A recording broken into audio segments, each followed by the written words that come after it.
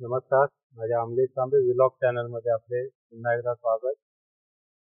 मागच्या व्हिडिओमध्ये आपण पाहिलं होतं पालीपर्यंत आपण प्रवास केला होता, हातखंबा ते पाली. आता आपण पालीपासून पुढे निघालोय, पाली चौकातून पालीपर्यंत. हातखंबा पालीमध्ये थोडंसं काम राहिलंय, बाकी बऱ्यापैकी रोड तयार आहे.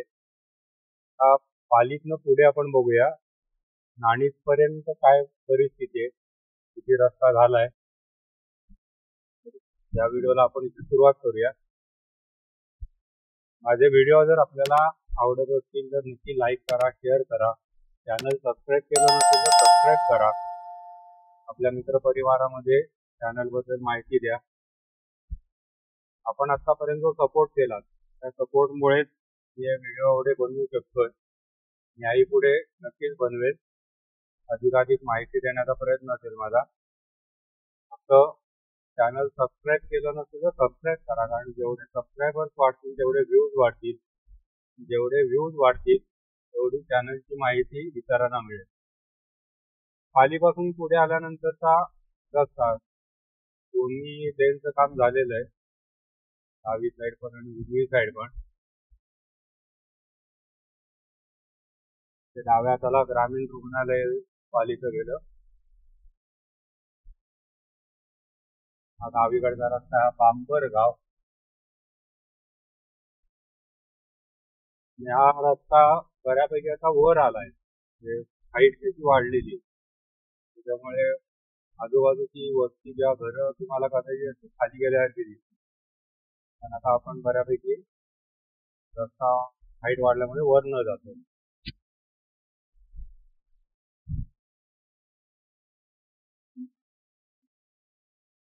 मागच्या व्हिडिओमध्ये आपण पाहिलं असेल की या दोन्ही लेन्स चालू होत्या, म्हणजे हा रस्ता व्यवस्थित पूर्ण होता. पुढे फक्त घाटामध्ये वगैरे कामं सुरू होती. तिथली आता परिस्थिती आपल्याला बघायची. किंवा नाणी मध्ये जो ब्रिज व्हायचा आहे त्याचं काम सुरू होतं. पिलर जरासे उभे करून झाले होते. आपल्याला आज आता समजेल तिथे पण काय परिस्थिती आहे. पण ओव्हरऑल मागच्या व्हिडिओत सुद्धा मी सांगितलं होतं की हा रस्ता बरा होता नाणीज पर्यंत. नाणीजच्या पुढे मात्र भरपूर कामं राहिलेली होती. साखरप्याच्या जवळपास तर खूपच खराब होता रस्ता. परिस्थिती जरा सुधारलेली असावी असा अंदाज आहे. बघूया काय काय बघायला मिळतंय. पण अगदी जे फुटके रस्ते, पूर्ण खड्डे पडलेले रस्ते, त्याच्यापेक्षा हा पॅच असा चांगला झालाय तो आपलं चांगलं नशीब म्हणायचं. त्रास न होता आपण आता इथनं पास होऊ शकतोय.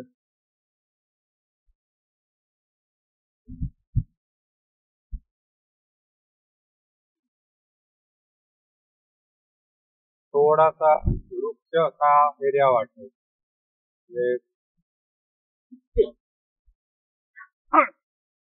झाडं वगैरे सुद्धा अशी बघितली तर अशी थोडी रखरखीत झाल्यासारखी वाटतात. नाणीच्या जवळ आपण नाणीज मठाच्या जवळ आलो. साईडनं सगळा डोंगर फोडून मधनं रस्ता झालाय. पुढे मात्र डायव्हर्जन दिले, कारण ते पुलाचं काम अजून चालूच आहे. तिथून आपण आता दुसरीकडे डायव्हर्जन घेऊन जुन्या रस्त्यावर जाणार पुढे. हा समोर दिसतोय ब्रिजचं काम. मला त्याची काय डेव्हलपमेंट दिसत नाही ब्रिजची. आपला पहिला जुना रस्ता.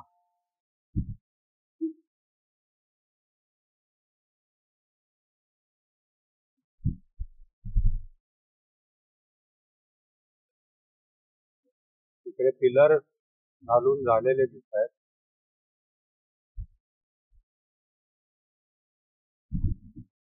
त्या पिलरच्या वरचं काम सुरू होईल. संपल्यानंतरचा पुढचा जो पोर्शन आहे तिथे सुद्धा लेवलिंगचं काम चालू आहे.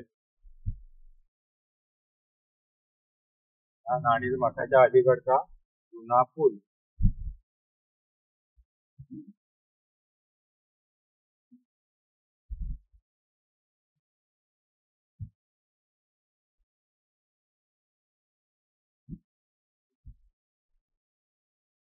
उजव्या हाताला जो डोंगर आहे तो सगळा फोडून आता त्यातनं रस्ता जायचा आहे.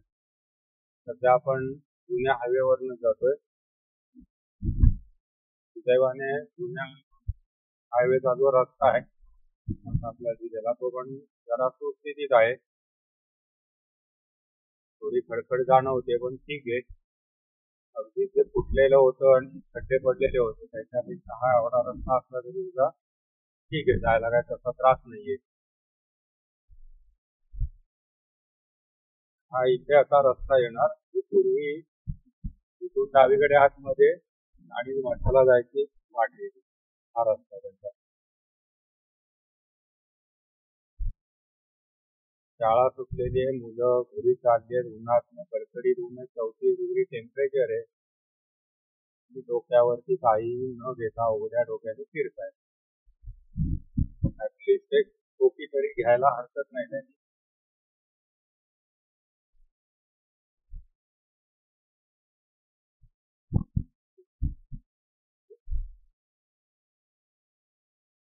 पलीकडच्या लेनचं काम पूर्ण झालेलं आहे, क्युरिंग वगैरे संपलेलं आहे.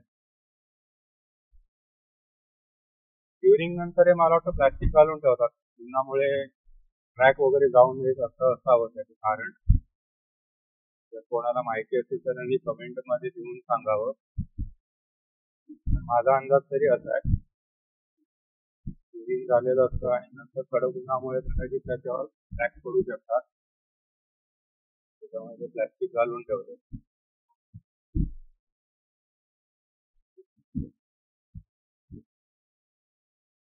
मधला पॅच करायचा राहिला जरा. पुढे हा सुद्धा मध्ये खणून ठेवलेला होतं, तो पण काहीतरी जरा डांबर घालून भरलाय.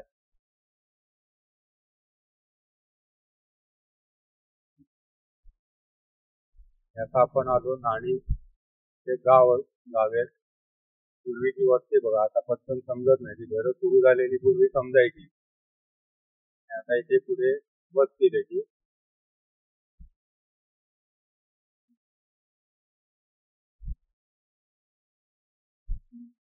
डावी लेन पण झालेली दिसते याची.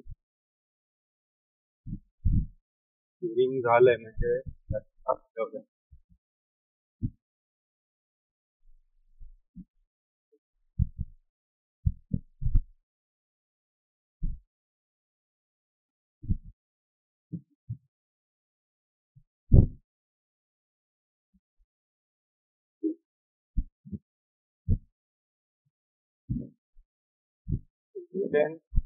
हा थोडा बेस्ट टाईप रस्ता करून ठेवलेला आहे.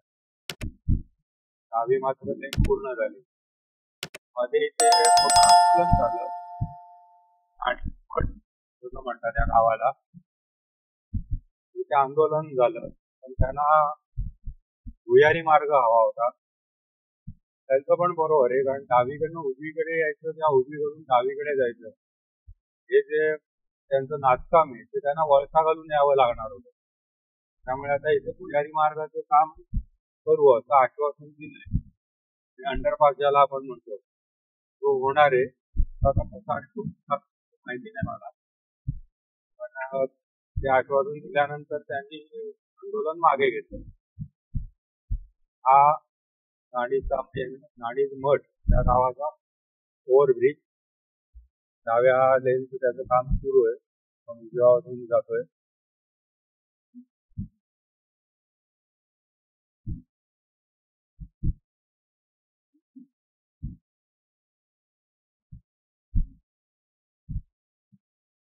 इथे रस्ता मात्र इतकासा चांगला नाहीये, त्याला खड्डे आणि खडखडीतपणा भरपूर आहे.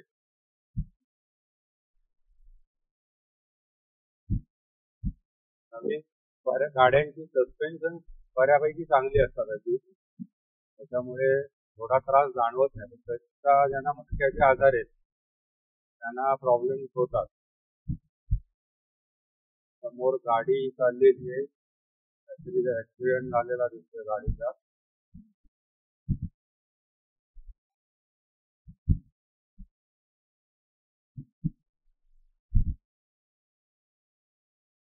तेव्हा काळजी. हल्ली असं बघतो वाचनामध्ये येतो, रोज इतके ऍक्सिडेंट होत आहेत आणि माणसं मृत्युमुखी पडतायत. त्याची नंतर जर डिटेलमध्ये जर वाचलं किंवा माहिती काढली तर एक लक्षात येतं की बऱ्याच वेळेला रात्रीचा प्रवास असतो, ड्रायव्हरला झोप येते, धापड ज्याला आपण म्हणतो, धापड येते, ती 2-3 सेकंदाची धापड पुरते. 2-3 सेकंद त्याने डोळे मिटले, गाडी इकडे तिकडे गेलीच म्हणून समजा, आणि गाडीला स्पीड पण असतो. 80-90च्या खाली तर कोण चालवतच नाही गाडी. त्या स्पीडमध्ये 2-3 सेकंदात गाडी एका जागेवरनं दुसरीकडे जाते, ऍक्सिडेंट होतात. ड्रायव्हर्सना मला स्पेसिफिक सांगणं आहे की आपल्याला ज्या वेळेला असं जाणवायला लागतं की आता नाही आपल्याला झोप येते, शांतपणे गाडी झोपा, गाडी साईडला कुठे पार्क करा, सेफ जागी, सेफ जागा बघा, अगदी हायवेला लागून वगैरे होऊ नका, सेफ जागा बघा, गाडी ते पार्क करा आणि शांतपणे झोपा. 15-20 मिनिटाची जी झोप असते, पॉवर नॅप ज्याला म्हणतात, ती सुद्धा पास होते, तुम्ही फ्रेश होता. आणि मेंदूला त्यावेळेला जी गरज असते निवांतपणाची, शांतपणाची, ती तुम्ही त्याला दिली की मेंदू परत तुमचा तरतरीत होतो. तेच आम्ही अवॉइड करतो आणि ऍक्सिडेंट होतात. आम्ही तशीच गाडी चालवत होतो. जे आपल्या मेंदूला का विश्रांतीची गरज आहे, त्याला क्षीण आलाय, चिडलाय मेंदू, हा विचार आम्ही करत नाही. त्याच्यामुळे मग पुढे ऍक्सिडेंट होतात. त्यामुळे सर्वांना माझं सांगणं, जे ड्रायव्हिंग करतात, आपल्याला ओळखता आलं पाहिजे कुठे थांबायचं. तेवढं जर तुम्हाला कळलं तर हे ऍक्सिडेंट वगैरे तुम्ही टाळू शकता. दुसरं कारण असतं ओव्हर स्पीडिंग. 90 कोणतरी 100 वाला ओव्हरटेक करून जातो, तो 100 ने जातो, मग मी का नाही जायचं, मी 110 ला गाडी पळवतो. ही जी रेस लागते स्पीडची, त्याच्यामध्ये ऍक्सिडेंट होतो. कारण खायच्या वेळेला गाडी कंट्रोल नाही करता येत. गाडी शिस्तीत चालवा. मी 2008 सालापासून गाडी चालवतोय. माझा आतापर्यंत हायवेवरचा मॅक्झिमम स्पीड 80 ते 85 चा क्वचित. 80चा स्पीड झाला की माझ्या गाडीमध्ये इंडिकेटर वाचला की माझा पॅडलवरचा पाय बाजूला होतो, परत गाडी 80 मध्ये आणून ठेवतो. आणि याचा दुसरा मला बेनिफिट मिळतो, गाडीनं मला ॲव्हरेज चांगलं पडतं कायम. काही पेट्रोल कार आहे, पण हायवेला मला 19 19.5 पर्यंत ॲव्हरेज दिलेलं आहे गाडी. माझी चालवण्याची स्टाईल तीच आहे. दुसरी गोष्ट, गाडी कंट्रोल करताना गिअरचा वापर करा. बरेच जण ब्रेक मारतात, त्याच्यामुळे ऍक्सिडेंट होतात. आता इथे बघा, हे मगाशी जे नाणीच गाव गेलं, हे आता मठ आलं माझ्यामध्ये, गोव्या पुढचं गाव आहे.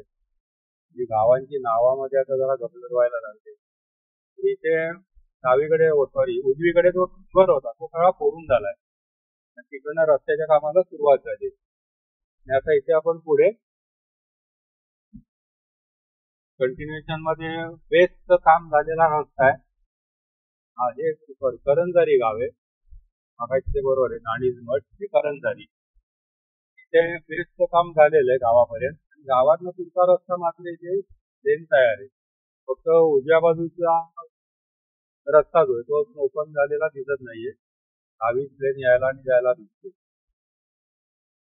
तर मगाशी काय सांगत होतो, ब्रेकचा वापर थोडा कमी करा. आधी गिअर मध्ये गाडी बदला. टॉप गिअर वरनं तुम्ही थर्ड गिअर वर गाडी आणली, ब्रेकिंग हळूहळू करत, पटकन तुमचा स्पीड 30-40च्या रेंज मध्ये येतो. गाडी कंट्रोल करायला सोपं आहे. बरेच जण गिअर बदलतच नाही, नुसतेच फास्ट ब्रेक मारतात, गाडी तिथल्या तिथे जागेवर फिरते, स्पीड होते. शक्यतो असं करू नका. गाडी थोडी सावकाश करायची असेल तर गिअरवरती आधी कंट्रोल करा, आणि मग ब्रेकिंग तर हळूहळू सायमल्टेनियस थोडं पाहिजे, पण ते एकदम जोरात अप्लाय करायचं. तर इथून पुढे रस्ता ओके आहे, मागच्या व्हिडिओमध्ये पण मी दाखवलंय. तर पुढे घाटामध्ये काय परिस्थिती आहे ती बघूया. घाटात काम सुरू होतं आणि तो सुद्धा सगळा डोंगर फोडून काढून त्यांना रस्ता बनवायचा आहे. त्यामुळे तिथे कितपत काम झाले ते आपल्याला बघता येईल.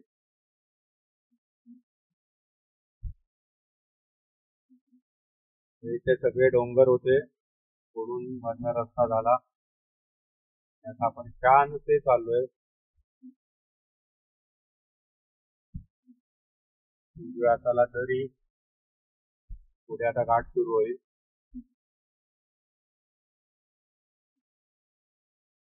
अजून एक काही वर्षांनी लोक या गावाची नावं पण विसरतील. करंजारी मध्ये नाडीज मठ हे लोकांच्या आता लक्षात राहील की नाही शंका आहे. कारण कसं होतं, आपण आता बाहेरच्या बाहेर जाणार, पूर्वी त्या गावाचा बोर्ड नाही म्हटलं तरी नजरेसमोर यायचा पूर्ण पास होताना. आता ते राहणार नाही. आता आपण डायरेक्ट गावात तसे बाहेर पडणार. कालांतराने हळूहळू स्मृतीमध्ये गेल्यासारखं होतं. मुंबई गोवा हायवेला आता बघा बरीचशी अशी गावं आहेत जिथे आपण ब्रिजवरून बाहेरच्या बाहेर जातो. गावच समजत नाही. ते कुठल्या एरियात आलो हेही समजत नाही. नेहमीच्या खानापूर्ण सगळ्या पिटलेल्या असतात, काहीच कळत नाही. या रोडवर पण हळूहळू तसंच होईल. काहीच म्हणणार नाही आपण कुठपर्यंत आलो. हा रस्ता इकडे चांगला झालाय, व्यवस्थित आहे. फायदे तोटे दोन्ही असणार आहेत. फक्त रस्ता चांगला झालाय म्हणून वाटेल त्याच्या गाड्या चालवू नका. परत सांगतो, प्रत्येक व्हिडिओमध्ये सांगतो, स्पीडवर कंट्रोल करा. 80-85 खूपच स्पीड ठीक असतो, काही प्रॉब्लेम होत नाही. मी आता हायवे ना म्हणून 100च्या स्पीडला जाणार. शेवटी ती गाडी आहे, ती गाडी म्हणजे मशीन आहे. ते मशीन कधी त्याच्यात काय बिघाड होईल याची गॅरंटी कोणीच देऊ शकत नाही. एखादा ड्रायव्हर असतो, मला काही जण भेटतात, माझ्यावर पूर्ण कंट्रोल आहे. बरोबर आहे, तू माणूस आहे, तुझ्यावर कंट्रोल चांगली होत नाही. पण गाडीवरच्या कंट्रोलचं काय करते? गाडीने आयत्या वेळी दगा दिल्यानंतर तू काय करते? पण शेवटी हे मशीन आहे हो. त्यामुळे जास्त उगाच स्पीडिंग करून आपल्याबरोबर बाकीच्यांचे जीव धोक्यात घालवू नका. 80चा स्पीड वगैरे असतो, ठीक असतो, त्या स्पीडने पण तुम्ही वेळेत पोहोचता, काही प्रॉब्लेम नाही. इथे थोडं पुढे गेलं त्या डाव्याला जो रस्ता दिसतोय बघा इथे, त्या रस्त्याने तुम्ही देवरुखला जाऊ शकता. हा सुद्धा मस्त निसर्गाच्या मधनं जाणारा रस्ता आहे. पूर्ण जंगल आहे आणि मधनं रस्ता आहे. कोणाला जायचं असेल या रूटने तर एकदा ट्राय करून बघा. हा, इथे घाटाने सुरुवात झाली. ते मात्र अजून रस्ता नवीन कुठे काही जवळपास सुद्धा दिसत नाहीये. करण्याचं काम चालू आहे. भरावरण आणि डोंगर फोडणं एवढंच काम सुरू आहे. डोंगर सुद्धा बघा फोडून झालाच म्हणजे मला तिथे वॉल टाकून भराव घालणार आहेत.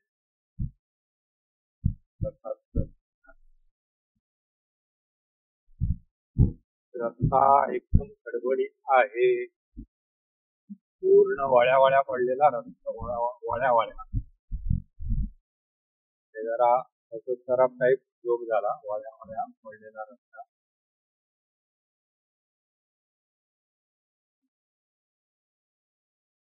पण इथे अजून काही डेव्हलपमेंट अशी फार दिसत नाहीये. निदान मला असं वाटलं होतं की एखादी लेन तरी आलेली असेल. नाही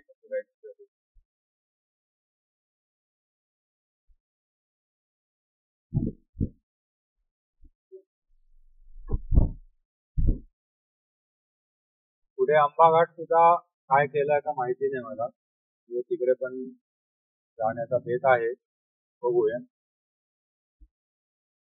हे असे जे छोटे छोटे घाट आहेत असं हे पटकन व्हायला हरकत नव्हती. कदाचित एक कारण असेल की इथे सुद्धा दगड जास्त आहेत, मातीपेक्षा दगड जास्त आहेत, त्यामुळे फोडायला कदाचित त्रास होत असेल, वेळ लागत असेल.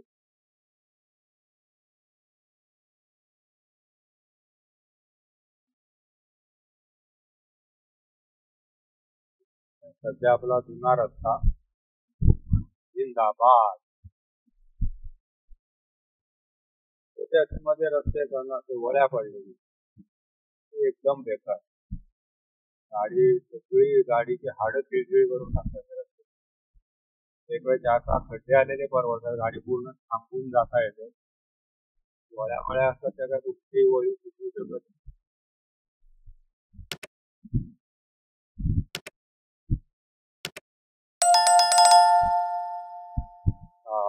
एक लेन इकडची झालेली दिसते, पलीकडची पण झाली, क्युरिंग झालेलं दिसते पलीकडच्या भागाचं. इकडे उजवी डावी लेन सुद्धा झाली.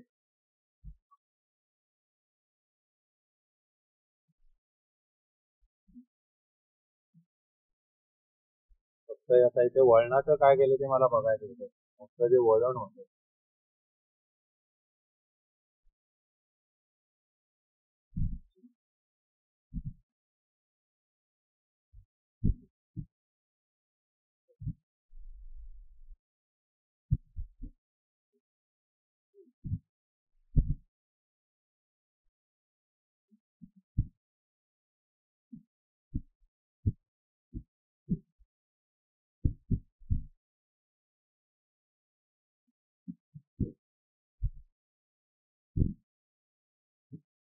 नेमकं पूर्वी कसं होतं इथे काय रस्ता होता ते आता अंदाजच येत नाही. आता जातोय तिकडनं होता, आता खालच्या बाजूने होता, अजून होता बहुतेक.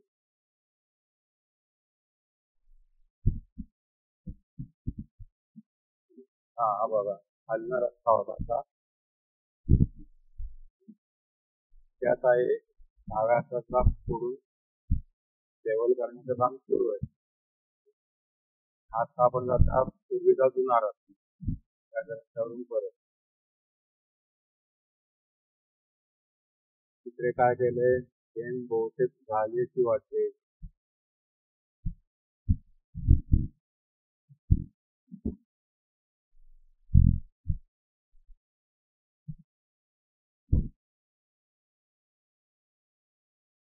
लेन झाली पण ते वळण आहे तसंच ठेवलंय.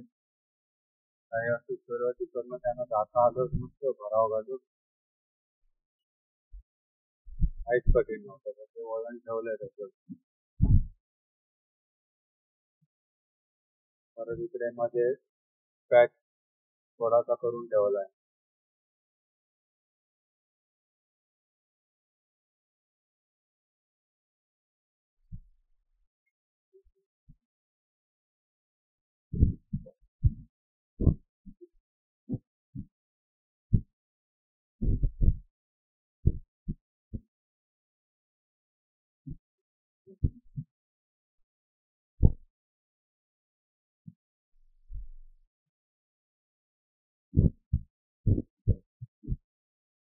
ओढ्याच्या वळ्या आणि कसे काय तयार होतात काय कळायला मार्ग नाही.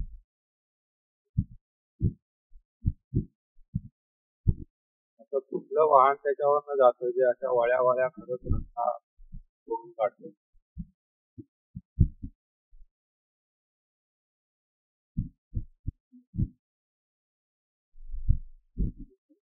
त्याचा डायव्हर्जन होतं काय झालं कोणाचं.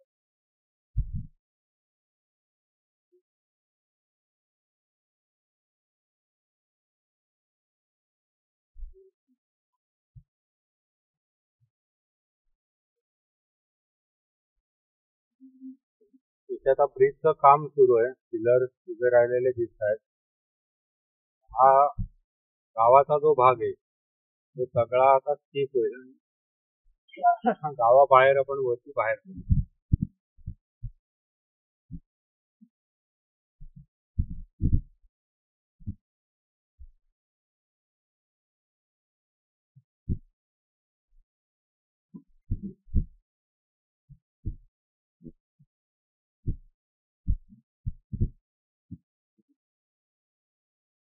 तिथून उजव्या हाताला जो रस्ता आहे तो लांजाकडे जातो खालती.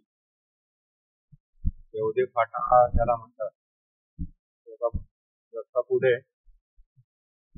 हे जे मधलं गाव पूर्ण आहे त्यांनी स्किप केलंय. माझे व्हिडिओ आवडले असतील तर नक्की लाईक करा, शेअर करा. चॅनल सबस्क्राईब केलं नसेल तर सबस्क्राईब करा आणि आपल्या मित्रपरिवारामध्ये पण चॅनलबद्दल माहिती द्या.